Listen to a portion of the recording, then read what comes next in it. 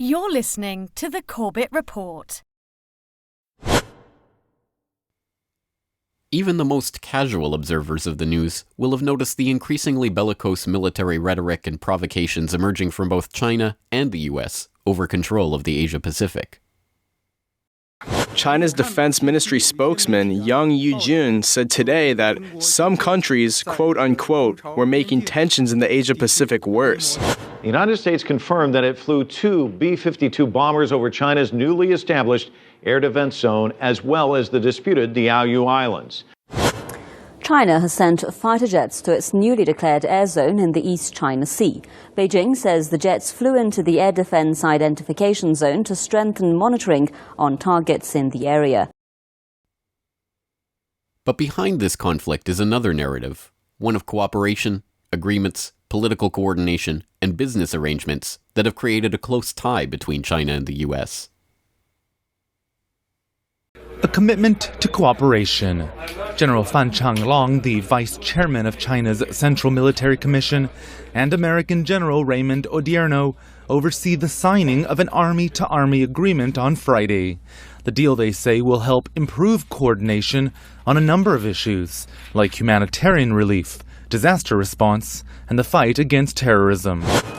Military-to-military exchanges between the two sides have seen some progress in the past year as the two sides committed to a new model of military relations.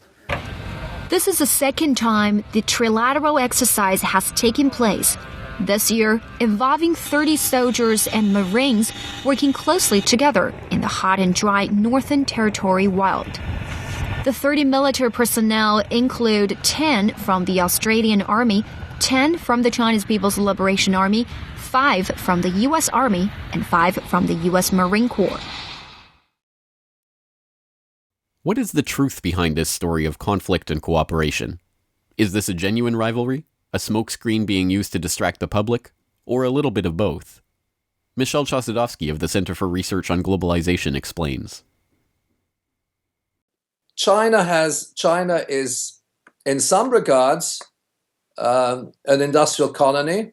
I use that quote unquote, but at the same time, it is an upcoming power on the global stage. And I should mention that emerged also in the wake of the Cold War, where China's alignments particularly vis-a-vis the Russian Federation, had changed dramatically to what they were in the during the Cold War era, and in the late 90s, particularly in the wake of the death of Deng Xiaoping and the demise of and the change of government in the Russian Federation. In other words, when Vladimir Putin became president, there we have a consolidation of an alliance between the Russian Federation and the People's Republic of China, the development of the Shanghai Cooperation Agreement, and so on and so forth. And another very important dimension in the late 90s, ironically, just after Deng Xiaoping passed, there's an increased confrontation in the Taiwan Straits. Of course, there was always confrontation in the Taiwan Straits, but then it was at that point that China developed its military cooperation agreements with Russia, and started to build up a naval facilities in the South China Sea to counteract U.S. threats, and then, of course, we had a very major shift in geopolitical relations. I would say as of the late 90s, early 2000, early 21st century, which is increasingly towards confrontation between China and the United States. But I should qualify that, because when you go to China, you have a very pro-American intelligentsia, the peoples in the universities and so on. The School of Journalism of Tsinghua University is supported by Bloomberg. People at the Academy of Social Sciences are very much tied into Western values and so on and so forth. So that, in fact, I would say the leadership is very much divided. America is very visible. Western capital is very visible throughout China, but at the same time, it's more at the geopolitical level that there's confrontation. And I think that the Chinese say, well, we're a capitalist economy in our own right. We're not going to be a subordinate colony of the West. But if you look at the actual mechanics of foreign trade, they still are, because they're producing commodities for the world market, and they are sort of feeding the non-productive structures of Western capitalism. If we go back in history, I would say that the West, in a sense, facilitated regime change in China. There's no question about it. It's difficult to research, but Henry Kissinger in 1972, then the Gang of Four, and so on, there was a transition towards a reintegration into Western capitalism. Okay, and that transition was implemented by a dominant clique within the Communist Party. Now that clique is still there. There's no question about it. But there are other areas of Chinese society which are firmly anti-American, and certainly within the military, the People's Army, the situation is dramatically different, and at the same time, there's a rather destructive shift in U.S. foreign policy, which is, I think, really motivated by the realignment of China with Russia under the Shanghai Cooperation Agreement. Okay, what they want to do is essentially to break that alliance, and that alliance is, in a sense, is quite fragile, because the United States and Western countries, let's say Western capitalism, but also Japanese capitalism, are fairly well entrenched into the fabric of the banking system in China and so on.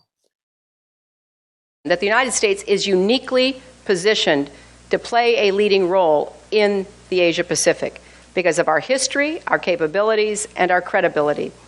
People look to us, as they have for decades. The most common thing that Asian leaders have said to me in my travels over this last 20 months is, thank you. We're so glad that you're playing an active role in Asia again.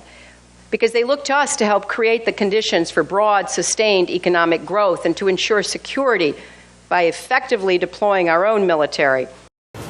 The move to create a permanent U.S. military presence in Australia is a show of solidarity and force, when the president said America now has the presence that's necessary to maintain the security architecture in the region. What he means is an American troop presence in Japan, South Korea, the Philippines, and soon 2,500 Marines and potentially dozens of U.S. Air Force aircraft in Australia to serve as a counterweight to China. We are here to stay. This is a region of huge strategic importance to us. Well, I think that really, if you look at the U.S. standpoint, which is one of world domination, there's a military agenda, there's an economic agenda of dominating the world. And they've succeeded in dominating a large part of the world, where they have their own puppet regimes, their proxy regimes all over, which essentially obey orders and accept the consensus that the United States and its allies are the dominant powers in the world. Now, the Chinese will not do that. That's very, very clear. They won't do that. They're doing it in the way I've described through joint ventures and this, that, and other, but they're not going to accept a U.S. hegemonic project in Asia and the Far East. And people who know Chinese history will realize it's called the Middle Kingdom. It establishes its boundaries within certain realm, and it is they will not accept any kind of territorial encroachment. Now, you're not going to conquer this country in any way, and the question, I think U.S. policymakers want to subdue China. Perhaps they're not doing it the right way. They'll never be able to encroach on their territory in the same way as they encroach on the territory of Iraq or Syria. But having said that, let's bear in mind that there are dirty tricks on the part of the U.S.